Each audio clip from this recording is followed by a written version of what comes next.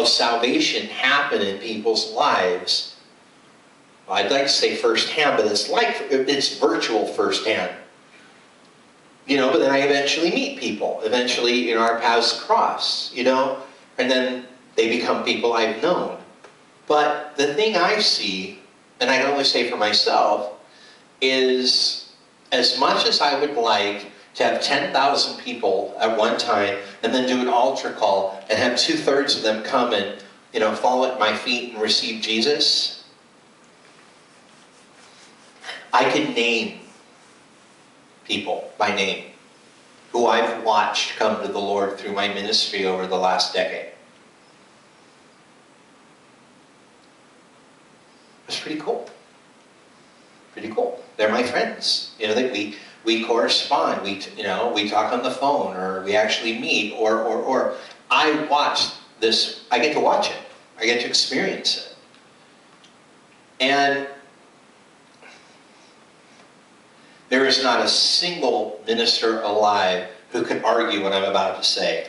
While it's all well and good to have 10,000 people at one time and 3,000 of them come and, you know, agree to an altar call, say yes to the Lord at an altar call, the percentage of drop-off rate is staggering. That the percentage of people who come to the Lord like that and stay with the Lord is probably less than 1%. That's the reality. So while it's a big show for people, and while people were really very moved by that, and it is moving, it doesn't mean it's not real. But people need relationship. People need discipleship. People need consistency. They need more than to get revved up at a revival and say yes to the Lord and go home and try to figure it all out. Because right at 2 hours before, they were at home trying to figure it all out and they weren't doing so good. What did they get in the revival that they didn't have before? They got a feeling in their spirit, so they responded to it. But when that feeling passes, they still have to sort it all out, and there's no one there to help them. They still have to get off their lazy butts and go to church on Sunday. And to be honest, Christians don't do it. Why would new believers want to do it? They don't even understand what's happening to them. I would put my money where the 1 person, the 10 people, the 100 people, the 10,000 people, whatever the numbers are, never stop fulfilling the call of the Lord to reach the whole world. Who never stop. From sunup to sundown, every waking moment, it never stops. It never stops. I'm one of those people, and obviously but the fact that I perceive myself that way in this instance was a given. But I've met other people like this. I've met other people that they have families, they have children, they have priorities, they are soccer coaches, they do all kinds of stuff. They're not all weird. A lot of them are weird. But every single person they come in, this is the key, every single person they come into contact with, they act like it's their friend already. They act like it makes sense to that person that they're acting like they're friends already. I've heard people say, you're awfully familiar, Paisley. That's usually a negative, by the way. That means you just cuddle up to people a little soon. Yeah, well, I only have one opportunity to brush up against their soul. So my server is my best friend. My mail person is my best friend. I've actually had people tease me about being friends with the mail guy in my life. He was like, God, that's so weird. You know, who else is going to talk to him? He's busy. The rest of you treat him like he's just bringing you bad news. You know what I'm saying? But I don't see it like that. I'm not trying to be like this. I'm like this with animals too. Anyone who knows, that's why I always have animals, because I'm that guy. I assume if they cross my path, they must be mine. And I see that about people's souls. I've always been like this. And I know people like this. And these are the people I go to when I have a problem. These are the people I go to when I'm confused and when I need prayer. You know what I'm saying? These are the people I go to for answers because it doesn't turn on or off. Just like Jesus. Doesn't turn on or off. You know, they don't preach at their soccer games, but they'd walk away from a soccer game if there was a need somewhere else in a heartbeat. They wouldn't even think twice. And in a church, in a minister, in a leader, in all of the above, my criteria would start with, when do they turn it off? When do they turn it off? When do they stop looking for opportunity to share the Lord with people? Do they take a day off where everything just shuts down and there's you can't penetrate them, their walls on that day off? Do they, my favorite, go to a back room after preaching and make sure no one can bother them after church? That's one of my favorites. It's one of my favorites. Don't get me started on that. Don't get me started on that. We are the master chef, but we are not allowed to hide in the kitchen and just, know that people love everything that we do and we stay and we're above it all. When you minister effectively in a public setting, a person feels like you've talked directly to them. So for them not to be able to talk directly to you is very confusing. And a handshake as everyone's leaving doesn't really cut it. And I would put my money into a church, a ministry where I would never feel like if I had a problem, I'd have to go through a system, a switchboard, or my favorite, be put on hold or wait for a call back that may or may not ever come. Or I want to talk to that guy, but he's the bigwig, so I get an underling. Well, that guy's the one who speaks to my soul every Sunday. That's the one who speaks to my soul. You, on the other hand, I don't like the color of your shoes. You know what I'm saying? And we feel this way. It's just like going to a doctor. You pick your doctor for a reason, and then you get there and you get a physician's assistant, which of course I have nothing but respect for. But it's confusing. And you have to warm up again to someone else. And you have to warm up, and it's work. But we're talking about something very spiritual. We're talking about bonding. And by the way, the shepherd handles the flock. Period. There's not 20 shepherds for one flock. Think about this seriously. These are the analogies and metaphors we're given. The sheep know my name. They don't know my underling's name. Seriously. Maybe the churches have just gotten too big when we have underlings. And maybe a lot of people are going to be really offended by the word underling, especially the underlings. But my gosh, if you go to a big church with an amazing pastor, there's a big difference between Sundays when he's there or Sundays when he's out and someone else takes over that pulpit. You sit there the whole time going, wow, if this guy were the pastor, I wouldn't come to this church. Let's be fair. I had the good fortune of receiving the Lord on the night that the second pastor was preaching. That was very fortunate for me. Because if you think about it, you go to hear the main pastor and you get the second pastor. We've seen it. There's a big drop-off in charisma. Of course, charisma is not in the Bible either, but except Holy Spirit charisma, that's something different. But let's be fair. But yet at the same time, your whole world's falling apart. You want to talk to someone. You know who you want to talk to. And you know why you want to go to them. Because you already know that they're there for you. And they tell you, I'm busy, but they're there for you too. They're there for you just as much as me. Really? Wow. It took me 12 years to build up the nerve to talk to you, Pastor. Seriously. My money would be where I know that Jesus is exalted, the Word of God is divided at least decently, and the point of gathering was to equip the saints to fulfill the call of Jesus to reach the world. and that the people around me would be there for me indiscriminately. Not just some of them, but any of them. Wow, that's a tall order, Paisley. You just said that you want to be able to go to a church that every single body in that room would be there for you if you had a problem. Yeah? Show me a Bible that says that was too tall of an order. Well, people are different, and then people have different blah, blah, blah. You know what? Here, we're going to separate the sheep and the goats.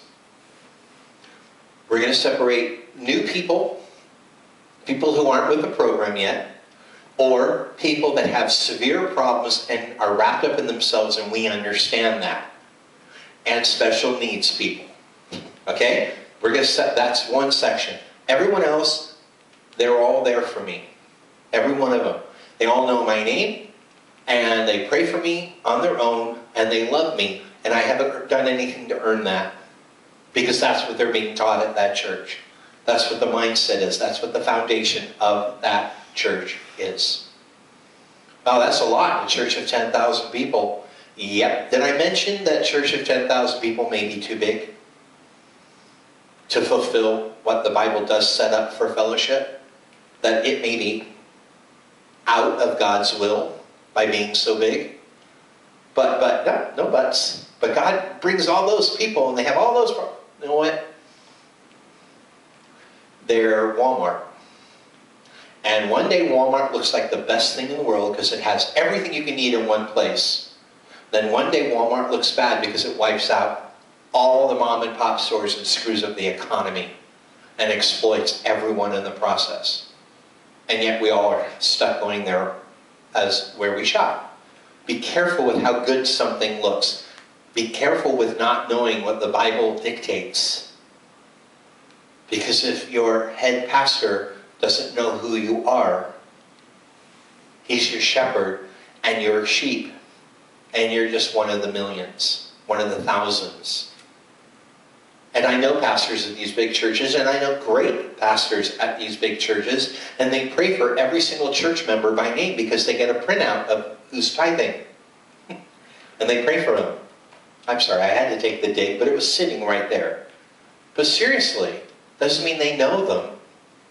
Well, God knows them. And in the end, we're there for God. Wow. Are we? Are we really? Because God's everywhere. We don't need to go there for God. We're there for the people. We're there for the people. We're there to combine resources with the people to gather tools and gather understanding about the love of the Lord to reach the lost world. Everything else we need, we don't need to go to church for. Beginning and ending with praying, and beginning and ending with learning the Bible.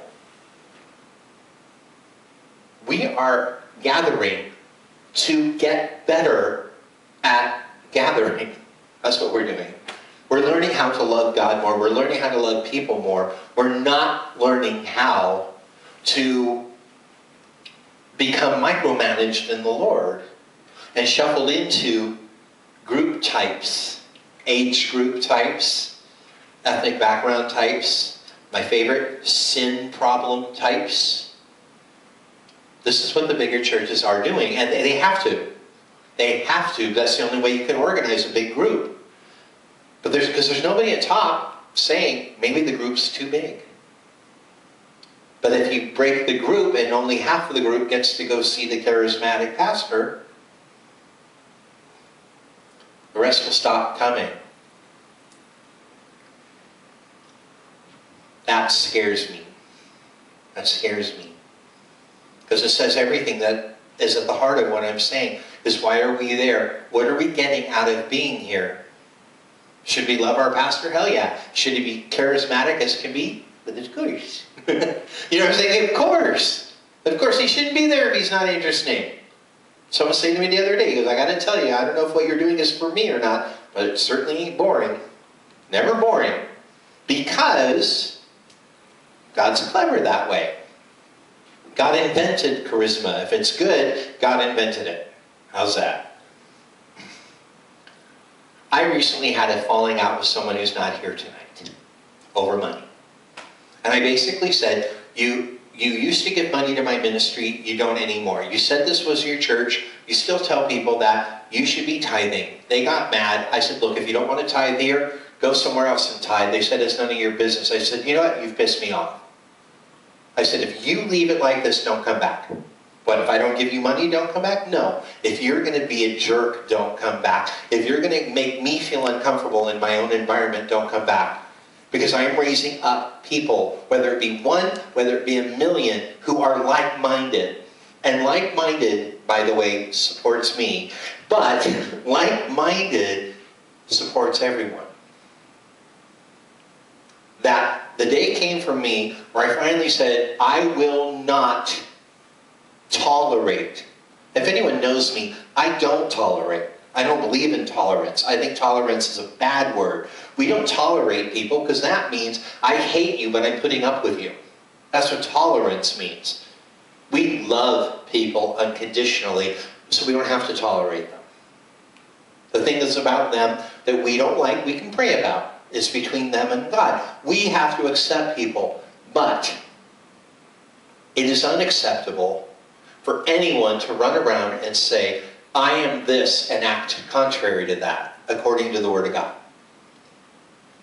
And as a shepherd, as a leader, and let's be fair, this is my thing, so I want to feel good, but seriously, at some point you have to say, I want everyone to feel that anyone they come into contact with around me is going to be loved, and not manipulated, and not lied to, and not given mixed signals.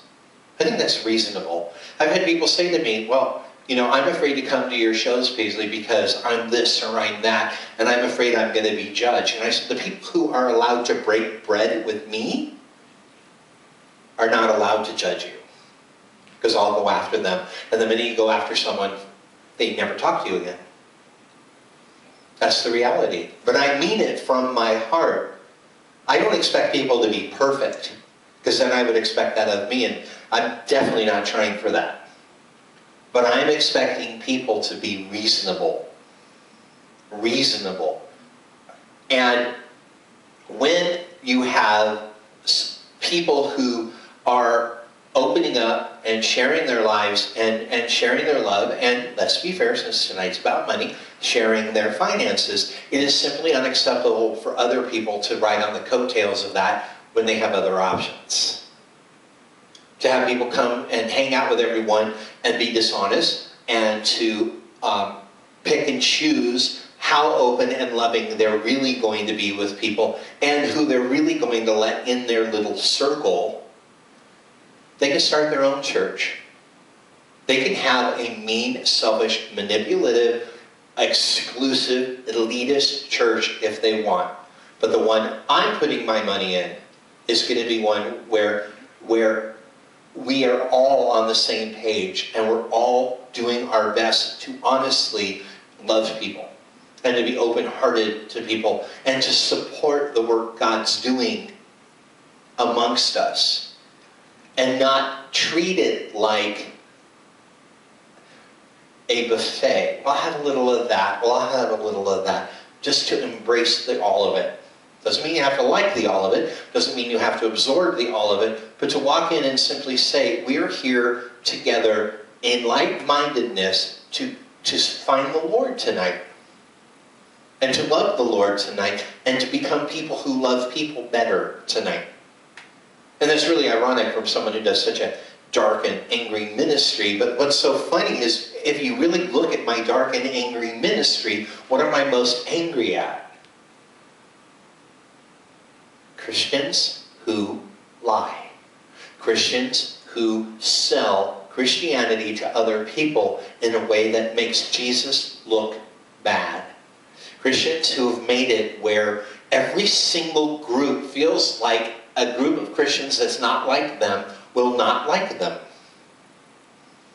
And the only way to prevent that from happening in an environment like this is to prevent it from happening in an environment like this. Is to simply say, you know what? This is too small of a group for someone who's not sharing, not contributing, not opening up, not loving, not respecting, and picking and choosing who they're going to like, who they're not going to like, and so forth. It's too small of a group for that. You can do that anywhere in the world, but in this room, we leave that outside. Sectarianism is not welcome here. I mean, we're all going to judge. We can't help it. We're all going to have people we like more than others. We can't help that. But at some point, we have to be honest and say, there are things that God requires of every believer. Giving is one of them. If you don't want to give here, I understand. I understand this. You know, God could call you to give somewhere else. But He didn't call you not to give, and He didn't call you to make me feel bad for pointing that out.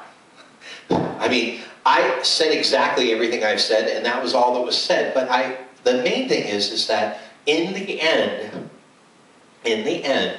we are required to remind people of their spiritual responsibilities. And if we see someone who's not meeting their spiritual responsibility, not just giving to Paisley's ministry, but even other stuff, it is required of a believer to lovingly say to someone, hey, you're kind of not doing what you're supposed to be doing, or you're kind of doing something you kind of know better. And that's basic Christianity. And if you can't say to a church member, if you can't say to a close brother or sister in private, I'm a little concerned about something you're doing or not doing, without getting your head bit off, there's really something wrong in the relationship. And I am convinced that if I can't say to one of you in private, I'm a little concerned about something you're doing, and you're going to bite my head off and never talk to me again because I did my responsibility, I'm convinced that if that is true with me, with you, how much more with you and someone else here. And this needs to be an environment, as all churches need to be an environment, where there's safety from that. You can't go up to your boss at work and tell them what they're doing wrong, because you could get fired. You should be able to go to your brother or sister in the Lord in love and express a concern without fear of rejection. And I, for one, would put my money in an environment that not only teaches that, but demands it. I've been in environments where every single person who went to that church prayed for me. Bigger churches. Not huge, but hundreds of people. And everybody knew me over a period of time. Everybody got to know me. Everybody made a point to get to know me, and I made a point to be known. But I had hundreds of people's phone numbers to call if I had a problem. Now I would have hundreds of people's emails. But we don't see that now. We see just the opposite. We live in the Facebook world where people only are nice to people who say what they want to hear. We can't let church become that. We can't let it become that. So, if you're going to give money anywhere in the world, I think you should give it all to me, because I spend my entire waking hours seeking ways to lead people to the Lord. I am trying to build a church where it is not just habit, but it is a mandate that people treat people with enough respect, where people feel safe to point out things that may be uncomfortable. Not going out of their way to do it, but following biblical mandates to do it. And lastly, because every single person involved in my ministry gets to hands-on see other people gradually change in the Lord, which is the most inspiring thing in the world to ever see. But this wasn't a money plea. I want to thank the people who support my ministry and let you know that I am beyond committed to becoming more committed to leading more people to the Lord and using every resource available to me to reach as many people for the Lord as possible in this life. But I do want to say that for people who come here, not you guys, because the people I purposely did this on a night where everybody in the room was someone who this does not apply to. But for people who come here, they're not allowed to be mean. They're just not. They're not allowed to be mean. I'll say to Jerry, is your house my house? Yes. Wait, well, my house, I don't let mean people stay very long. If they're newbies and they're coming to the Lord, they have all the freedom in the world. But if they are card-carrying members of the body of Christ and they're just elitist and they just, turn their nose up at people they don't relate to, boy, they've come to the wrong place. They've come to the wrong place. Because they're bullies. They're bullies. They're spiritual bullies. And by the way, you do not have to say to someone you don't approve of them for them to know how you feel. Have you ever noticed that? All you have to do is when they're not looking, to roll your eyes and make a pouty face, and behind them they know you're doing it. Why is that? Why is it? Because people are powerful. People are powerful. And having not planned on doing this tonight, having not had a zinger of an ending planned, it's usually how I work. I work from the ending backwards. But really, having not planned this, I really don't know how to end except saying I'm done. And I've covered a lot of ground tonight, and I want to say I have no idea what was applicable to the people in the room, but I hope nothing but the fact that I have nothing but gratitude, and I'm looking at people who I know love me.